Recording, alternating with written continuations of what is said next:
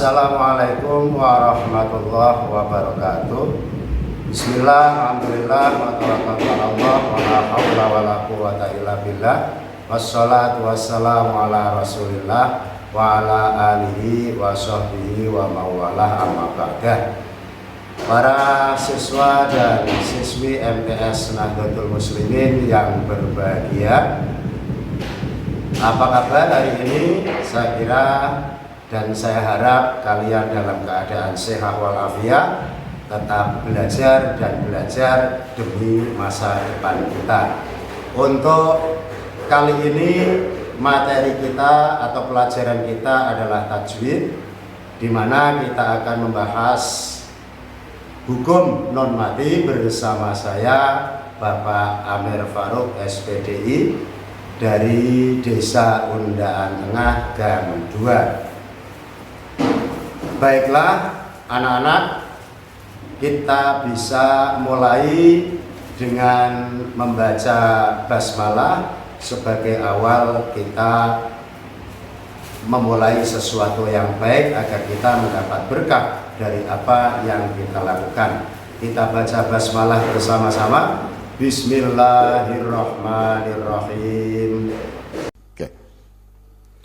Para siswa dan siswi MTS Nahdlatul Muslimin yang berbahagia, kita sekarang bersama dengan mata pelajaran tajwid atau ilmu tajwid. Namun sebelum kita memasuki pembahasan materi tentang hukum nun mati dan tanwin, ada baiknya kita mengenal apa itu tajwid, sehingga kita tahu arah yang kita tuju dalam mempelajari ilmu ini. Anak-anak, tajwid berasal dari bahasa Arab. Lafadznya adalah jawada yujawwidu tajwidan. Jawada yujawwidu tajwidan, yang artinya secara etimologi atau bahasa atau secara lughat, kata tajwid artinya membaguskan, memperindah atau memperelok, atau al-ityanu bil jayyid, memberikan yang baik atau yang benar. Itu arti secara bahasa atau lughat. Sedangkan arti secara terminologi atau secara istilah, tajwid artinya mengeluarkan huruf dari tempatnya dengan memberikan sifat-sifat yang dimilikinya. Apa maksudnya? Yaitu mengucapkan atau melafalkan huruf hijaiyah sesuai dengan makhrajnya secara baik dan benar, serta sesuai dengan sifat-sifat yang dimiliki masing-masing huruf hijaiyah seperti sifat isti'la, hames, dan lain-lain. Sedangkan ilmu tajwid artinya ilmu yang mempelajari cara membunyikan atau cara mengucapkan atau cara melafalkan huruf-huruf yang terdapat dalam Al-Quran maupun yang bukan Al-Quran. Tentunya yang berbahasa Arab seperti manakib, kitab Al-Barzanji, doa berbahasa Arab, dan lain-lain. Dan kita belajar ilmu tajwid ini bertujuan agar kita membaca Al-Quran dengan baik dan benar. Sebab jika salah membaca lafadz atau huruf yang terdapat dalam Al-Quran akan membuat makna lafadz ayat yang kita baca tadi menjadi salah arti dan merubah arti ayat Al-Quran. Jika karena tidak tahu, hukumnya dosa. Jika tahu dan sengaja, hukumnya murtad. Naudzubillah min dzalik. Para siswa dan siswi yang berbahagia, adapun hukum mempelajari tajwid adalah fardu kifayah, atau kewajiban kolektif. Artinya jika suatu kaum sudah ada yang belajar tajwid, maka kewajiban itu gugur. Jika tidak ada yang belajar, maka satu kaum itu berdosa semua. Sedangkan membaca Al-Quran dengan menggunakan tajwid, hukumnya fardhu ain atau kewajiban pribadi. Artinya siapapun yang membaca Al-Quran maka wajib menggunakan tajwid. Jika tidak, maka ia berdosa. Baiklah, kita lanjutkan dengan mengenal kitab tajwid yang kita pelajari. Kalian bisa membuka kitab masing-masing halaman 3. Bismillahirrahmanirrahim. Yaqulu raji rahmatil ghafuri dauman Sulaimanu huwal jamzuri alhamdulillahi musalliyan ala Muhammadin wa alihi wa man tala wa ba'du hadzan nazmu lil muridi fin nuni wat tanwini wal mududi sammaituhu bi tuhfatil atfali an syaikhinal mayyidil kamali arju bihi ayyan fa'atul laba wal ajra wal qabula wa thawaba. Itu dulu dari nadham atau bait-bait yang saya baca tadi menerangkan bahwa kitab kita bernama Tuhfatul Atfal. Kalau diterjemahkan artinya suguhan bagi anak-anak. Kitab ini ditulis atau dikarang oleh seorang ulama yang bernama Kiai Sulaiman bin Husain bin Muhammad Al-Jamzuri atau sering disebut Syekh Sulaiman Al-Jamzuri.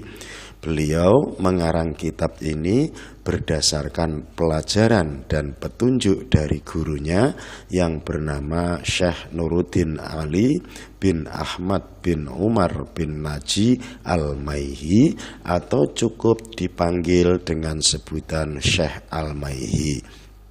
Dari sini kita tahu bahwa Syekh Sulaiman Al-Jamzuri menulis kitab Tuhfatul Atfal ini bukan sekedar mengarang berdasarkan akal pikiran, tapi benar-benar punya ilmu yang diperoleh dari gurunya. Dan begitulah seharusnya ilmu agama, khususnya ilmu Al-Quran, harus ada gurunya, tidak diangan-angan sendiri, dipikir-pikir sendiri, diotak-atik sendiri. Kita mendapatkan ilmu dari guru, guru mendapatkan ilmunya dari gurunya, gurunya dari gurunya, akhirnya sampai kepada Rasulullah.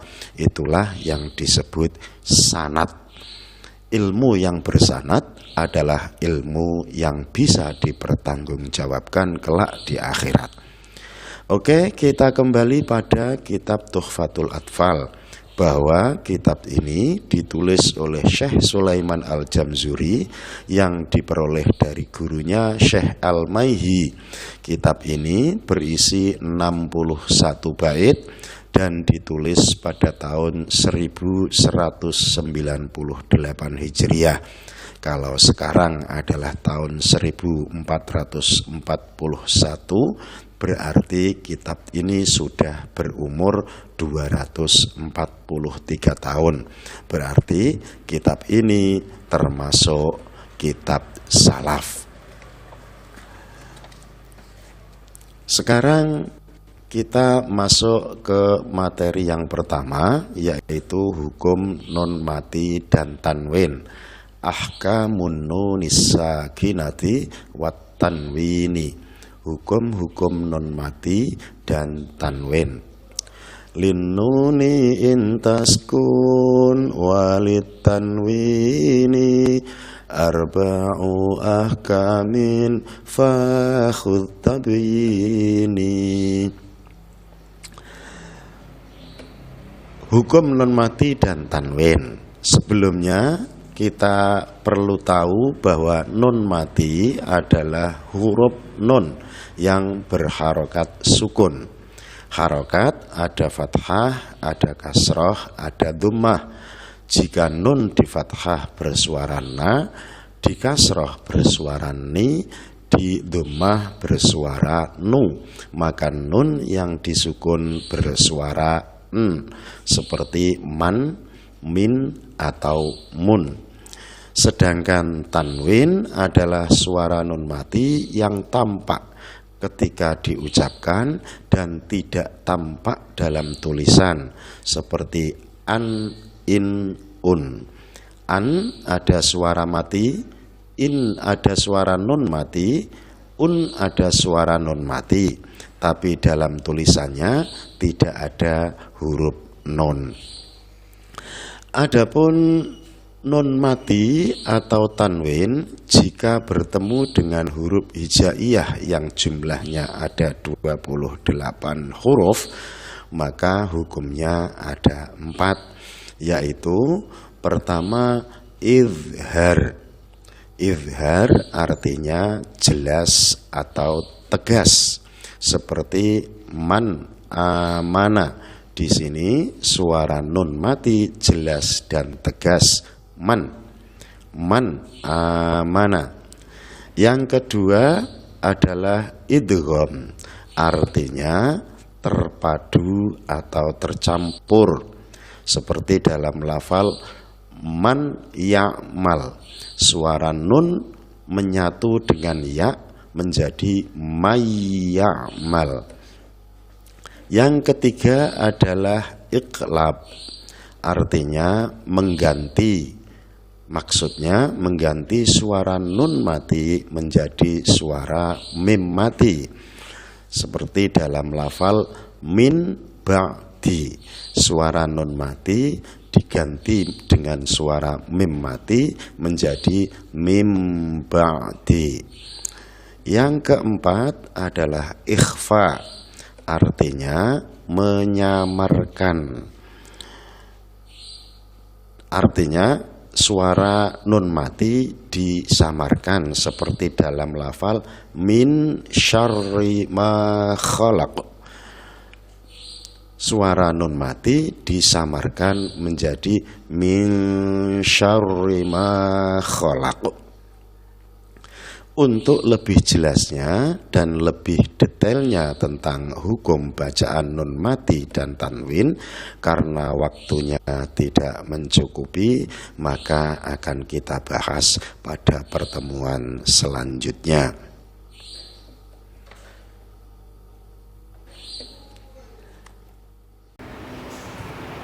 Oke anak-anak, tadi sudah kita ikuti materi untuk hukum non mati. Nah, sebagai tugas akhir nanti anak-anak harus mengerjakan soal yang ada pada Google Form yang linknya ada di bawah video ini. Demikian, kurang lebihnya mohon maaf dan sampai ketemu lagi. Wallahul muwaffiq ila aqwamit thoriq. Assalamualaikum warahmatullahi wabarakatuh.